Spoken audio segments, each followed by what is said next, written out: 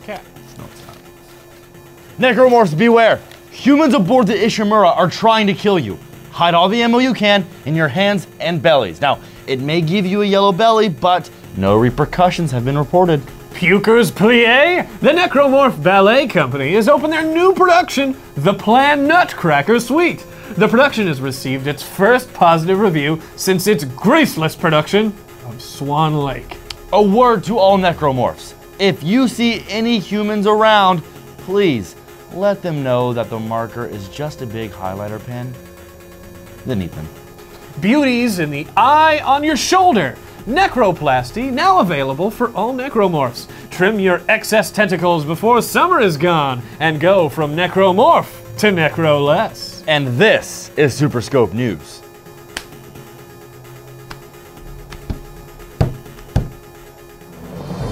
They say in space that no one can hear you scream. But what if all you want to do is kick back in a nice armchair with a smoking jacket and a Belgian ale and listen to the goddamn news? These guys are your guys. It's the Super Scope News Show.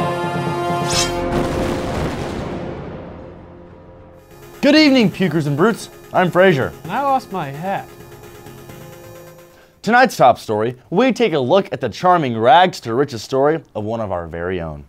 It started out as a slimy, screamy little necromorph on planet Earth, misunderstood and mistaken for a teenage girl with the voice of a crazy cat lady trapped in a cement mixer.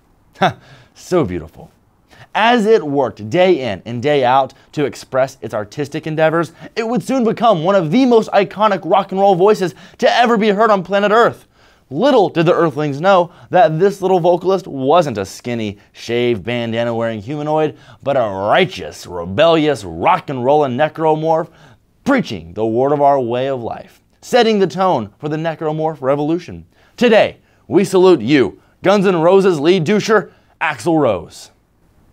Tonight on Herman's Sacrilegious Spotlight, a group of humans have created a new religion based on our love of eating them. They seem to think the markers are magical, treasured artifacts, and have created an entire church that believes salvation is at the bottom of our stomachs. Dr. Chalice Mercer is head of the Ishimura's religious coup. He believes that sacrificing your livelihood for the sake of a hive mind that wants to consume and control your mind for self-benefit is the key to the race's next step to spiritual oneness. One may think that the idea is so crazy that it may be the first of its kind, but to our hungry surprise, humans have a reputation for sacrificing themselves and their lives to weird, fantastic ideas.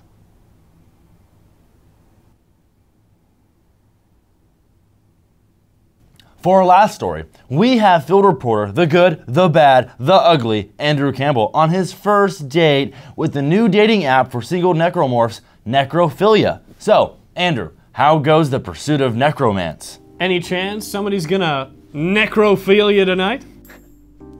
How you doing, Super Scopers? The night is young and I am a necromancer, gentlemen. Now, her profile says she's a crawler, about 5'6" in length and almost a 4-foot wingspan. I tell you, guys, I am excited. She said she'll be busting through one of these air ducts any minute now, and I gotta say, I'm a little nervous. You guys have any tips for the old single guy here? Well, having been married twice in 7 different countries, I gotta say, confidence is key. Have no necromorphs for your actions. Yeah, and don't be afraid to be brutally honest. If her claws come out early, don't be shy, just be yourself. She'll eat you up.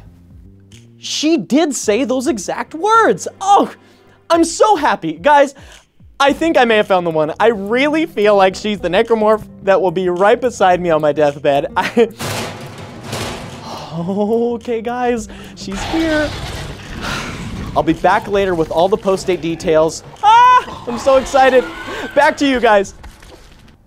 Well, that's just adorable. I know. He reminds me of when I met my 5th wife for the 3rd time. Well, that's all the time we have for tonight, folks. I'm Frazier. And I'm 2 strips of bacon and a sausage patty. And let us know in the comments below whether you think Andrew's going to be a top or a bottom on his date. Top, like top bunk? Top ramen? Top chef? Tell me, have you really been married that many times?